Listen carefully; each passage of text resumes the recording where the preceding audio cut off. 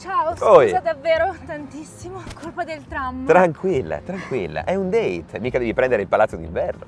In che senso? Nel 1917 Lenin ha occupato il palazzo d'inverno, no? C'è stata la rivoluzione russa, ma pochi sanno che per andarci ha usato il tram e stava pure per prendere quello in ritardo. Anzi, la rivoluzione era praticamente già iniziata, c'era già Trotsky che stava facendo i suoi casini e lui, per evitare la polizia zarista, si era pure messo una parrucca, quindi era praticamente irriconoscibile. Il problema è che la parrucca, probabilmente l'aveva comprata su Shein, era staccata, non c'era l'adesivo. E quindi cosa fa? Ha dovuto prendere delle fasciature e si è fasciato l'intero volto fingendo di avere un enorme mal di denti, no? Una volta arrivato finalmente in questo benedetto palazzo d'inverno, la rivoluzione, come ti ho detto, era già iniziata e lui non riesce nemmeno ad entrare perché si è dimenticato i documenti a casa. A questo punto, grazie alla sua altezza, era alto tipo 1,65 m, riesce a sgusciare fra i giganti delle guardie rosse e finalmente entra e fa la storia.